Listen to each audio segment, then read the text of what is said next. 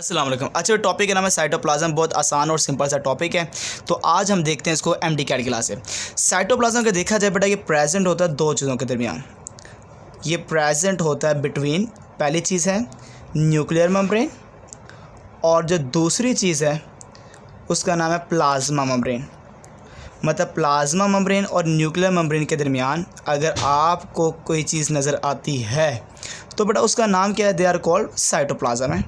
Cytoplasm basically ये common component है, ये दोनों सेलों के पास होता है। कॉमन कंपोनेंट्स ऑफ दोनों सेल के पास,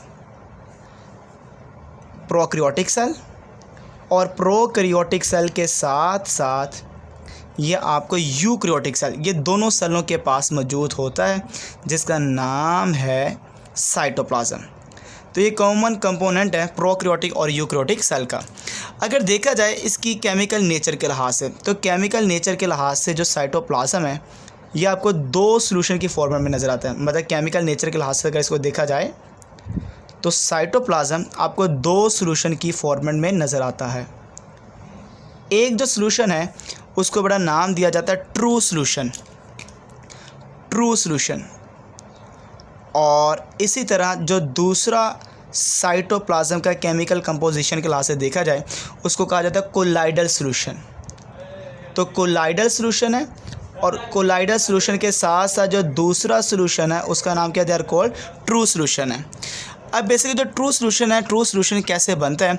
90% वाटर होता है, और 90% वाटर के अंदर अगर देखा जाए स्मॉल मॉलिक्यूल्स होते हैं। तो जो स्मॉल मॉलिक्यूल्स जब 90% वाटर के अंदर डिज़ोल्व हो जाते हैं तो फिर जो सॉल्यूशन बनता है बड़ा उसको नाम दिया जाता है, they are called true solution का नाम दिया जाता है। ये ट्रू सॉल्यूशन की फॉर्मेशन है। इसी तरह अगर देखा जाए फॉर एग्जांपल जो कोलाइडल सॉल्यूशन है इसके अंदर भी 90% वाटर है, मगर 90% वाटर के अंदर अगर देखा जाए यहाँ पर लार्ज मॉलिक्यूल्स होंगे, और जब लार्ज मॉलिक्यूल्स आपको 90% वाटर के अंदर नज़र आते हैं तो फिर जो सॉल्यूशन बनता है बड़ा उसका नाम है कोलाइडल सॉल्यूशन का नाम दिया जाता है, they are called colloidal solution है। अब यहाँ पर सबसे मेन पॉइंट तो ये है कि स्मॉल मॉलिक्यूल्स कौन से वाले हैं। हम स्मॉल मॉलिक्यूल्स यहाँ पे कौन से कंसीडर कर रहे हैं, कौन से स्मॉल मॉलिक्यूल्स हैं जो पानी के अंदर डिज़ोल्व होने के बाद या साइटोप्लाज्म के फ्लूइड के अंदर डिज़ोल्व होने के बाद ये ट्रू सॉल्यूशन बनाएंगे, मुकम्मल हल हो जाएंगे। उसमें हो सकता है शुगर हो सकती है, उसमें अमाइनो एसिड हो सकता है, उसमें फैटी एसिड्स हो सकते हैं। फैटी एसिड के बाद इसी के अंदर अगर देखा जाए न्यूक्लियोटाइड्स हो सकते हैं। न्यूक्लियोटाइड्स के बाद अगर देखा जाए इसके अंदर विटामिन्स हो सकते हैं। विटामिन्स के बाद अगर देखा जाए तो यहाँ पर डिज़ोल्व गैसेस हो सकती हैं। तो ये सारे के सारे स्मॉल मॉलिक्यूल्स हैं। ये सारे के सारे जब 90% हल होते हैं, मतलब गैसेस इसके अंदर हल होते हैं 90% वाटर के अंदर, तो क्या बना देंगे, they are called true solution की फॉर्मेशन ये कर देते हैं।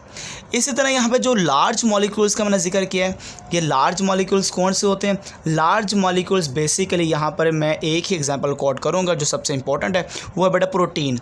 तो जैसे प्रोटीन 90% वाटर के अंदर होती है तो फिर जो सोल्यूशन बनता है they are called colloidal solution की फॉर्मेशन होती है। अब मेरे बच्चे देखा जाए जो साइटोप्लाज्म है इसको हम डिवाइड करते हैं, डिवाइड इनटू टू पार्ट्स। इसको दो पार्ट्स में डिवाइड करते हैं, इसको हम दो पार्ट्स में डिवाइड करते हैं। साइटोप्लाज्म के दो पोर्शंस हैं या दो पार्ट्स हैं। एक पार्ट को हम कहते हैं साइटोसोल, साइटोसोल, और एक पोर्शन को हम कहते हैं साइटोजेल, साइटोजेल। ये सी है और ये वाई है, साइटोजेल। जो साइटोसोल है आपने याद रखना है, ये मेरे बच्चे इनर पोर्शन होता है, ये अंदर की तरफ होता है। और कभी ना भूलिएगा ये टुवर्ड न्यूक्लियर मेम्ब्रेन है। जो न्यूक्लियस के पास वाला रीजन है, न्यूक्लियर मेम्ब्रेन के पास वाला रीजन है, वो साइटोसोल होता है। इसी तरह अगर देखा जाए जो साइटोसोल है ये लेस विस्कस होता है, इतना ज़्यादा विस्कस भी नहीं होता, लेस विस्कस है, टुवर्ड न्यूक्लियर मेम्ब्रेन है, इनर पोर्शन होता है, दे आर कॉल्ड साइटोसोल है। इसी तरह अगर देखा जाए जो साइटोजेल है ये पेरिफेरल पोर्शन होता है, बाहर की तरफ होता है। तो ये पेरिफेरल पोर्शन है जो बाहर की तरफ होता है, जिसको आप आउटर पोर्शन भी कह सकते हैं। ये अगर देखा जाए टूवर्ड प्लाज्मा मेम्ब्रेन होता है, जो प्लाज्मा मेम्ब्रेन के पास वाला रीजन होता है। और अगर देखा जाए प्लाज्मा मेम्ब्रेन के साथ साथ जो मोर विस्कस होता है, जो ज़्यादा गाढ़ा होता है, विस्कस होता है, वो मेरे बच्चे याद रखिएगा वो साइटोजेल होता है, वो साइटोजेल होता है। ये मेरे बच्चे आपने कभी ना भूलिएगा, ये साइटोजेल होता है। अब मेरे बच्चे यहाँ पे देखा जाए ये साइटोसोल और साइटोजेल के बाद हमारे पास साइटोप्लाज्म का क्या फंक्शन क्या है, इसका क्या रोल है, फंक्शन क्या है, इसका फंक्शन क्या है। बड़ा इसका जो फंक्शन है, सबसे पहला फंक्शन ये साइट ऑफ मेटाबॉलिज्म है। यहाँ पे सारे के सारे केमिकल रिएक्शन चलते हैं और मेटाबॉलिज्म के साथ साथ ये साइट है स्टोरेज की, इसके अंदर चीज़ें स्टोर होती हैं और यहाँ पे मेटाबॉलिज्म का प्रोसेस स्टार्ट होता है। मेटाबॉलिज्म का मतलब कि यहाँ पर टेक्स प्लेस होते हैं, यहाँ पे प्रोसेस होते हैं, टेक्स प्लेस। कौन कौन से प्रोसेस यहाँ पे चल रहे हैं? टेक्स प्लेस ऑफ ग्लाइकोलाइसिस, यहाँ पे ग्लाइकोलाइसिस का प्रोसेस चल रहा है। साइटोप्लाज्म के अंदर ग्लूकोनियोजेनेसिस का प्रोसेस यहाँ पे चल रहा है।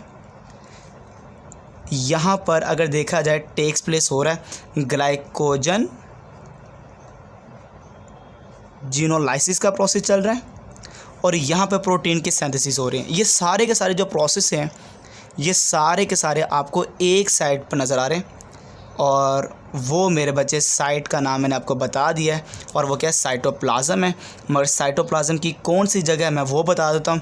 ये टेक्स प्लेस होते हैं इन साइटोसोल। ये किस जगह पे हो रहे हैं? Takes place in cytosol area. जो साइटोसोल एरिया है जहाँ पे लेस विस्कस एरिया, वहाँ पे आपको प्रोसेस नजर। जैसे मैंने एक बताया glycolysis, gluconeogenesis, glycogenolysis, protein synthesis. Glycolysis आपको पता है जो ग्लूकोज की ब्रेकडाउन है उसको ग्लाइकोलाइसिस कहते हैं।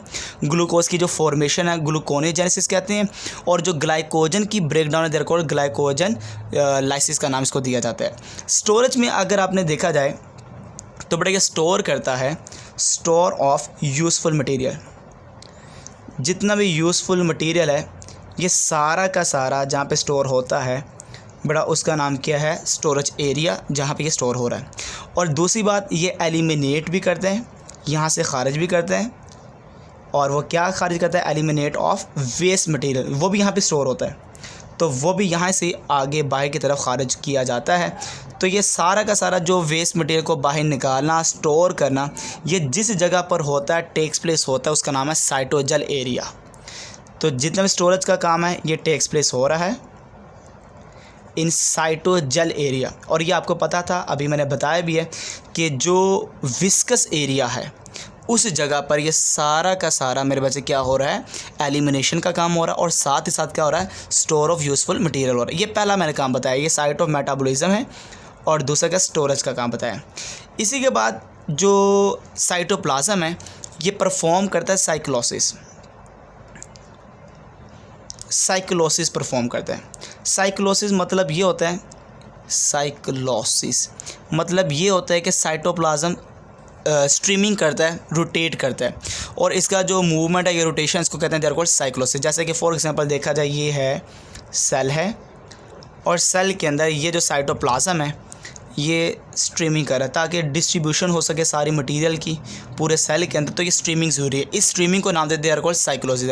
मतलब कि अगर मैं इसकी डेफिनेशन लिखता हूँ तो मैं लिखता हूँ यहाँ पर सर्कुलर स्ट्रीमिंग। यहाँ पे क्या होना? सर्कुलर स्ट्रीमिंग किसकी मेरे बच्चे? सर्कुलर स्ट्रीमिंग ऑफ साइटोप्लाज्म के अंदर सर्कुलर स्ट्रीमिंग होना। और इसकी रीज़न ये है तो साइटोप्लाज्म की स्ट्रीमिंग होना due to contractile activity of myofilament. तो मायोफिलामेंट जो कि कॉन्ट्रैक्टाइल एक्टिविटी करता है, उसके वजह से सर्कुलर स्ट्रीमिंग होना साइटोप्लाज्म की, हम इसको नाम दे देते हैं, दे आर कॉल्ड साइक्लोसिस है। तो साइटोप्लाज्म साइक्लोसिस परफॉर्म करता है और मैंने इसके फंक्शन बता दिए आपको। और इसके फंक्शन क्या क्या थे? पहला फंक्शन मैंने बताया, ये मेटाबॉलिज्म और स्टोरेज के तौर पे एज अ वर्क करता है, जिसका नाम कहता है बेटा साइटोप्लाज्म है। ओके बेटा, अल्लाह हाफिज़।